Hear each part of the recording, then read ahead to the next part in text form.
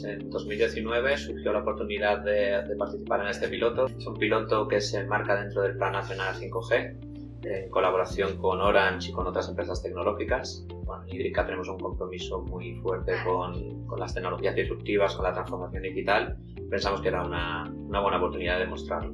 Planteamos un convenio con la Universidad Politécnica de Valencia, donde vamos a reemplazar 30, o ya hemos reemplazado 30 de sus medidores, y hemos instalado unos dispositivos de comunicación de Narrowband IoT. Dentro de poco vamos a poder reemplazar o instalar en paralelo estos dispositivos con nuestros dispositivos 5G, que es lo que realmente nos va a permitir poder realizar este benchmarking entre tecnologías.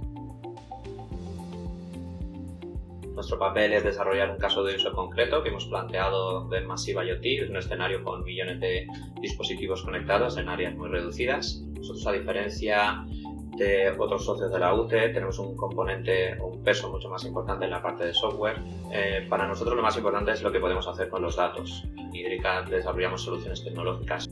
No obstante, tenemos un componente hardware muy importante. De hecho, hemos desarrollado junto con nuestros partners tecnológicos en el piloto el primer dispositivo 5G IoT que existe ahora mismo en el mundo del agua, porque realmente no queremos quedarnos solo en este escenario de Massive IoT. Queremos explorar otras funcionalidades, otros beneficios del 5G que nos van a dar esa escalabilidad dentro del sector. En nuestro caso concreto, como decía, tenemos que desarrollar o explorar todas las capacidades que 5G nos da dentro de este escenario de Massive IoT. Actualmente las tecnologías móviles que tenemos para servicios IoT o para tecnología móvil en general no son capaces de abarcar estos escenarios. Hablamos de escenarios a muy corto plazo, en un futuro muy próximo. Por poner un ejemplo, en la ciudad de Valencia, solo en la ciudad de Valencia hay más de 400.000 contadores de agua, 400.000 sensores. Y hablamos solo de agua y solo de contadores, solo de smart metering, que es el caso de uso del piloto. Queremos extender todo esto un poco más y aprovechar más capacidades del 5G. Queremos dejarlo abierto con una escalabilidad a temas de eficiencia energética, temas de ubicuidad de la red, donde no podemos tener fallas en el servicio, y al final lo que queremos es explorar principalmente Massive IoT, pero dejarlo abierto a otras posibilidades. En este sentido, la verdad es que estamos muy satisfechos, muy contentos con cómo estamos desarrollando el piloto, porque sabemos que existe un problema de abastecimiento de componentes tecnológicos.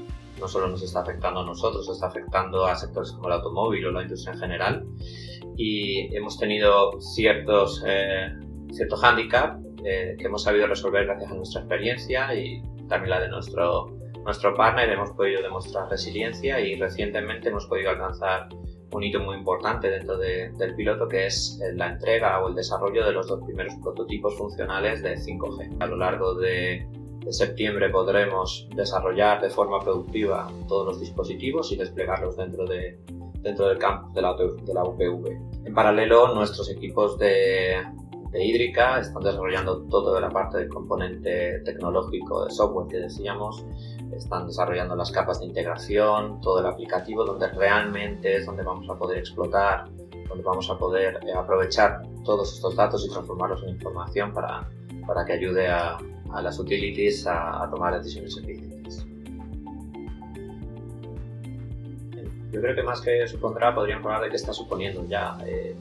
5G está teniendo actualmente ya una repercusión muy importante.